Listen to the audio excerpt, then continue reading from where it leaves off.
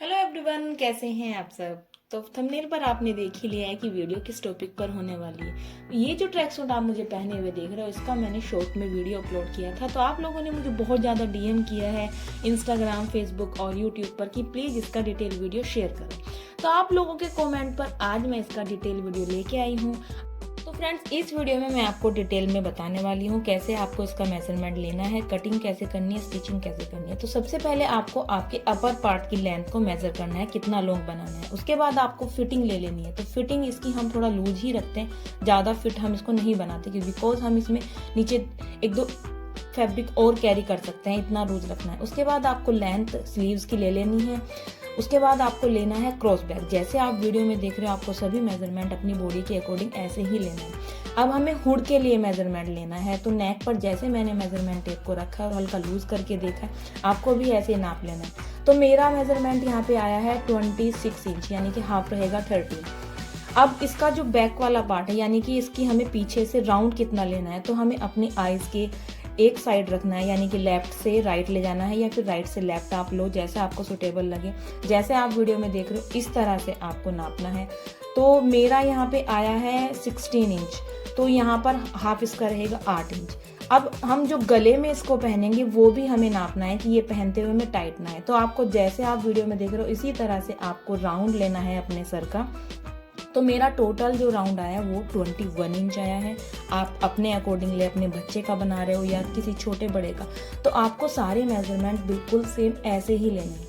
अब फ्रंट में हम जो पॉकेट लगाते हैं वो ज़्यादा ऊंचा भी नहीं लगाते और ज़्यादा नीचा भी नहीं। नीचे की साइड से सभी में आपको 2-3 इंच फैब्रिक छोड़ देना है। पॉकेट मेरे साइज में 11 इंच चौड़ी रहेगी और जो ऊपर से नीचे तक लंबाई रहेगी वो 9 इंच रहेगी। अगर आपकी शर्ट बहुत ज़्यादा लूज बना रहे हो तो आप साइड में फैब्रिक 4-5 इंच छोड़ सकते हैं। सभी के लिए आपको इसी तरह से पॉकेट बनाना है। बच्चों के साइज में आप थोड़ा छोटा करके बनाएंगे। अब ज़्यादा टाइम वेस्ट ना करते हुए हम करते हैं इसकी कटिंग को स्टार्ट।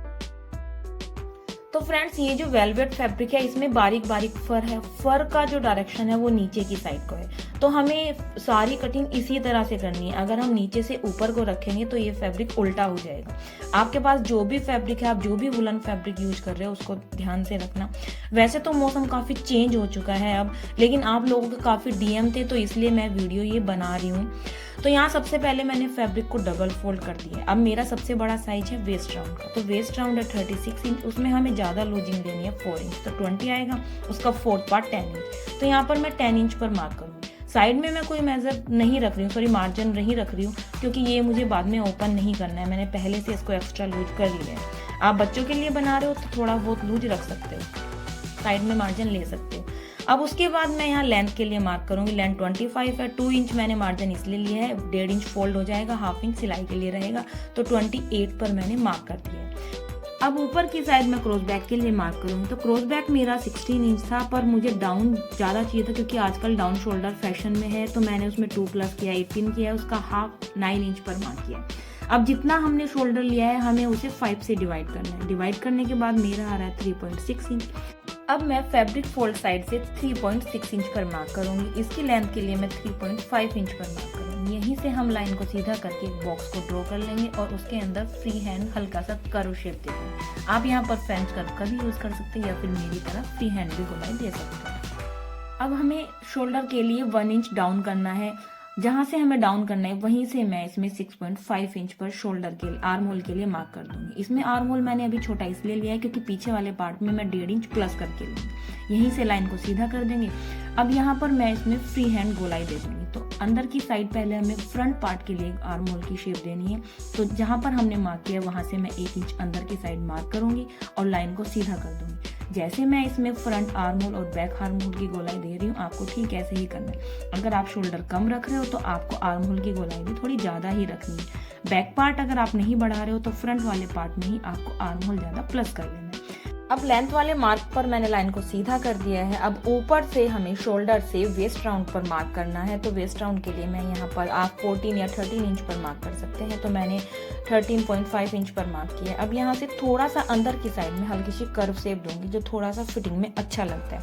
कोई मार्जिन मैंने साइड में इसमें नहीं रखा है, हाफ इंच मार्जिन लिया है बिकॉज मैंने इसको पहले से काफ़ी लूज रखा है। अगर मैं इसके साथ नीचे 2-3 फैब्रिक भी कुछ भी वेयर करूँगी तो वो मुझे कंफर्टेबली आ जाएगा। तो यहाँ पर मार्किंग जहाँ मैंने की है वहीं से मैं इसकी कटिंग कर दूँगी। तो फ्रंट वाले पार्ट की फ्रेंड्स मैंने कटिंग कर दी है। अब हमें बैक पार्ट के लिए सेम फैब्रिक को फोल्ड करना है और फ्रंट वाले पार्ट को बैक पार्ट के ऊपर रखना है। तो यहाँ पर फैब्रिक फोल्ड करने के बाद फ्रंट पार्ट को मैंने बैक पार्ट के ऊपर रखा है। मैंने आपको बोला था कि हमें ऊपर की साइड से 1.5 इंच फैब्रिक एक्स्ट्रा लेना है, तो ऊपर हम इसमें एक्स्ट्रा फैब्रिक लेंगे। अब हमें इसके जो बैक वाला नेक है उसमें इतना ज़्यादा राउंड हम नहीं रखते, तो ऊपर की साइड से मैं 1.5 इंच पर मार्क करूँगी और हल्का सा यहाँ से राउंड शेप दे दूँगी। अब स्टार्टिंग में मैंने जब नेक का राउंड आपको लेके बताया था सर का, तो उसमें दिखाया था कि मेरा 21 इंच आया। तो यहाँ पर हमें जो हमने राउंड लिया है वो देख लेना है कितना आ रहा है। तो शोल्डर को मैंने पहले जो हमें डाउन करना था वो डाउन कर दिया है। अब यहाँ से आर्म होल और बाकी सब पार्ट की कटिंग भी मैंने कर दी है। अब यहाँ से आपको नेक को चेक करना है, अगर छोटा आ रहा है तो हम अभी इसकी कटिंग कर देंगे, वरना हमारा हुड इसमें छोटा बढ़ जाएगा। तो बैक वाले पार्ट में अगर हम इसके नेक को नाप रहे हैं तो ये 5 पॉइंट में कुछ कम आ रहा है, तो यानी कि हमारा टोटल ओपन होने के बाद 9 इंच बैठेगा। फ्रंट वाले पार्ट को अगर मैं मेजर कर रही हूँ तो ये मेरा 6.4 आया था, यानी कि ये भी समथिंग हमारा 12.5 आ जाएगा। तो टोटल अगर हम इसको ऐड करेंगे स्टिचिंग लगने के बाद भी, तब भी हमारा 21 इंच टोटल हो जाएगा। तो ये जो हमारा है हुड लगने के बाद एकदम परफेक्ट रहेगा। आपको भी इसी तरह से मेजर कर लेना है। वैसे तो ये स्ट्रेचेबल फैब्रिक होता है, 1 पॉइंट भी अगर छोटा बड़ा होगा तो ये एडजस्ट हो जाएगा। अब फ्रंट आर्म होल में मैंने जो शेप दी थी उसकी मैं कटिंग कर दूंगी। अब बचे हुए फैब्रिक से मैं करूंगी स्लीव्स कट। तो स्लीव्स कट करने से पहले मैंने पैंट की कटिंग कर दी थी, जिसका वीडियो मैंने आपको बताया वेडनेसडे को मिलेगा। तो यहाँ पर जो हम ब्रेस्ट का साइज लेते हैं यहाँ पर ब्रेस्ट का, तो वो मैंने इसमें 40 लिया था, जिसका 4th पार्ट 10 था। तो वैसे हम नॉर्मली 1 इंच माइनस करते हैं ब्रेस्ट अपर ब्रेस्ट के साइज में से, लेकिन इसके शोल्डर मैंने ज़्यादा बड़े रखे हैं तो यहाँ पर मैं 2 इंच माइनस कर रही हूँ, तो बचेगा हमारा 8 इंच। अब ऊपर की साइड से पहले मैं 3.5 इंच पर स्लीव्स को डाउन करूंगी। उसके बाद मैं 8 इंच में से भी मैंने 0.5 कम कर दिया, क्योंकि रेब में कटने के बाद ये फैब्रिक और ज़्यादा स्ट्रेचेबल हो जाता है, ज़्यादा खिंचता है। अब वहीं से मैंने लाइन को सीधा कर दिया। ऊपर की साइड से मैं 2 इंच पर मार्क कर रही हूँ और वहीं से हम इसमें शेप दे देंगे। तो स्लीव्स की हमारी जो शेप है वो आ गई है। अब इसमें स्लीव्स की जो लेंथ है वो मुझे रेडी रखनी है 21 इंच। उसमें मैं 1.5 इंच मार्जिन लूँगी, तो यहाँ पर मैं 22.5 पर मार्क कर दूँगी और यहीं से हम लाइन को सीधा करेंगे। अब स्लीव्स की मोहरी के लिए मैं 4 इंच पर मार्क कर रही हूँ। इसी निशान से हमें पीछे वाले निशान को लैग कर्व की हेल्प से मिला देना है। लैग कर्व से हमारी स्लीव्स की बहुत अच्छी शेप आती है, तो आप इसका यूज जरूर किया करें। अब 1/2 इंच मार्जिन लेने के बाद यहाँ पर एक मार्क मैं और कर दूंगी और वहीं से मैं स्लीव्स की कटिंग कर दूंगी। जैसे हमने ये स्लीव्स कट किया, ठीक इसी तरह से हमें दूसरी स्लीव्स भी कट करनी है। तो दोनों स्लीव्स फ्रेंड्स मैंने कट कर दी है। इसके सेंटर में मैं नोच लगा दूंगी। अब जहाँ से स्लीव्स हमारी फोल्ड होगी वहां पर भी मैं हल्का सा नोच लगा दूंगी। अब जो ये बचा हुआ फैब्रिक है इससे हम हुड कट करेंगे, तो इसका भी फर हमें देख लेना है कि फर नीचे को ही रहना चाहिए। अब जब मैंने आपको हुड मेजर करके दिखाया था तो मेरा 26 इंच आया था। उसका सेकंड पार्ट करेंगे तो 13 रहेगा। उसमें हमें 1 प्लस करना है, जो 1/2 इंच हमारा ऊपर और नीचे मार्जिन रहेगा। तो लेंथ में मैं यहाँ 14 इंच पर मार्क करूंगी। हुड की चौड़ाई का जब मैंने मेजरमेंट लिया था तो मेरा 16 इंच आया था। तो उसमें अगर आप एक्स्ट्रा लूजिंग रखना चाहते हैं तो रख सकते हैं। तो मैं यहाँ पर 16 इंच इसको रेडी करूंगी, जिसका सेकंड पार्ट होगा 8 इंच। तो इतना फोल्ड होने के बाद जहाँ तक 8 इंच आएगा वहां पर मैं इसमें मार्क कर दूंगी। अब ऊपर की साइड से हमें 3 इंच डाउन करना है और ऊपर से नीचे को मिलाते हुए शेप दे देनी, जैसे आप वीडियो में देख रहे हैं। नीचे हमने जहाँ 14 इंच पर मार्क किया वहां पर हमें लाइन को सीधा करना है। अब इसी लाइन से हमें 2 इंच ऊपर की साइड मार्क करना है और यहाँ से भी हमें हल्की सी शेप दे देनी है। तो जैसे आप वीडियो में देख रहे हो आपको सेम इसी तरह से अपने हुड को कट कर लेना है। अगर आप बच्चों के लिए बना रहे हो तो आपको सभी साइज को कम कर देना है। जो भी मेजरमेंट आपके बच्चे का आएगा उसी अकॉर्डिंग आप इसको बना लेना। अब नीचे वाले पार्ट से आपको मेजर करके देख लेना है कि आपका जो हुड है वो अटैच होने के बाद या कटने के बाद आपका जो राउंड है इसका 21 इंच आ रहा है नहीं। तो मेरा जो तैयार होने के बाद ये 21 इंच हो जाएगा। तो अब जैसे मैंने इसकी कटिंग की आपको सेम इसी शेप में कटिंग कर लेंगे। अब इस वाले फैब्रिक से करेंगे पॉकेट कट। फिर से मैंने फर को चेक कर लिया। पॉकेट की जो चौड़ाई है वो मैं यहाँ पर ले रही हूँ 11 इंच, जो मैंने आपको बताया था, और इसकी जो लंबाई है वो मैं यहाँ पर ले रही हूँ 9.5 इंच। तो 9 इंच एंड हाफ पर मैंने लेंथ के लिए मार्क रखा है। अगर आप बच्चों के लिए बना रहे हो तो इसमें थोड़ा थोड़ा कम कर लेना, यानी कि आपको मेजरमेंट के अकॉर्डिंग ही चलना है। फ्रेंड्स, मैं आपको बार बार क्लियर इसलिए कर रही हूँ क्योंकि मैं चाहती हूँ आप अगर मेरे चैनल पर हो तो आपको किसी भी चीज़ का कोई डाउट ना रहे। अब फैब्रिक को हमने फोल्ड कर दिया। अब फोल्ड वाली साइड से मैं 3 इंच पर मार्क करूंगी और लेंथ वाली साइड से भी मैं 3 इंच पर मार्क कर यहाँ पर शेप दे दूंगी। इसी शेप को हमें कट कर लेना है। तो पॉकेट फ्रेंड्स हमारी कट हो गई है। अब जो ये राउंड वाला पार्ट है इसे हमें अंदर की साइड फोल्ड करना है और डबल स्टिच लगा देंगे। तो यहाँ पर मैंने इस पे दोनों साइड सिलाई लगा देनी है। अब इसके फ्रंट वाले पार्ट पर हमें इसे अटैच करना है। तो फ्रंट वाले पार्ट पर जैसे मैंने आपको बताया था कि साइड में मैं 5-5 इंच छोड़ दूंगी, तो इसी तरह से मैं 5-5 इंच साइड में छोड़ दूंगी। और नीचे की साइड मैंने आपको बोला था कि आपको 3 या 4 इंच छोड़ना है, क्योंकि हमारा 1 इंच तो इसमें फोल्ड चला जाएगा, 3 इंच बचेगा। तो 4 इंच पर मैंने इसमें मार्क कर दिया। अब जितनी हमारी पॉकेट है वो हम इसके ऊपर रख के देख लेंगे और जहाँ जहाँ ये सेट बैठ रही है वहाँ सेट कर देंगे। उससे पहले आपको जो शर्ट का आपका सेंटर है, जो आपके हुड का सेंटर है, उसको आपको मेजर करना है। तो यहाँ सेंटर में मैं इसके निशान बना दूंगी। अब जो पॉकेट है, पॉकेट भी सेंटर में ही आनी चाहिए, ऐसा ना हो कि आपकी पॉकेट इधर उधर चली जाए। अब मैं इसके ऊपर पॉकेट रखूंगी और पॉकेट के फैब्रिक को हमने जो मार्जिन आधा इंच लिया है वो अंदर फोल्ड करेंगे और ऑल पिन से सेट कर देंगे। तो पॉकेट को मैंने पूरा सेट कर दिया। अब हमें इस पर लगा देनी है सिलाई। स्टिच हमें डबल करनी है जिससे पॉकेट हमारी पूरी सिक्योर हो जाए।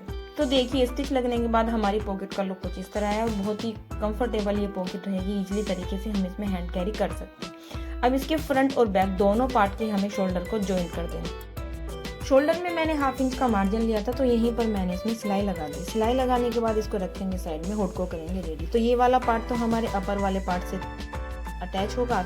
इस वाले पार्ट को हमें आगे से फोल्ड कर देना है और ऊपर की साइड हमें सिलाई लगा देनी। सिलाई को नीचे तक आप थोड़ा सा ना उतारें पीछे की साइड, तो यहाँ से मैंने थोड़ी सी सिलाई को यहाँ छोड़ दी है।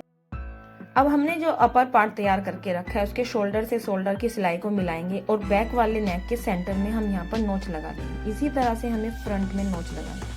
अब इसको हमें ओपन करके रखना है और जैसे आप वीडियो में देख रहे हैं आपको ठीक इसी तरह से इसको ओपन करके रखना है। अब हुड का जो बैक पार्ट है उसके सेंटर को और शर्ट के बैक पार्ट के सेंटर को हमें मिलाना है और यहाँ पर ऑल पिन से मैं इसको सिक्योर कर दूंगी। तो पूरे राउंड को हमें घुमा देना है और जहाँ से हमने फोल्ड किया है वो हमारा फ्रंट में आ जाएगा। दूसरी साइड से भी हमें ऐसे राउंड को घुमा देना है और इसमें ऑल पिन सेट कर देनी है। तो ये देखिए मेरा जो इसका हुड है, इसका जो राउंड है बिल्कुल परफेक्ट आया है। अब यहीं पर मैं इसमें सिलाई को लगा दूंगी। तो सिलाई को मैं यहाँ अच्छे से फैब्रिक को मिलाते हुए लगाऊंगी। पूरे राउंड में मैंने सिलाई को डबल कर दी। अब देखिए फ्रेंड्स कितना अच्छे से हमारा जो हुड है अटैच हो गया है और ये पहनने में बहुत हमें कंफर्टेबल रहेगा। अब करनी है हमें इसमें स्लीव्स अटैच।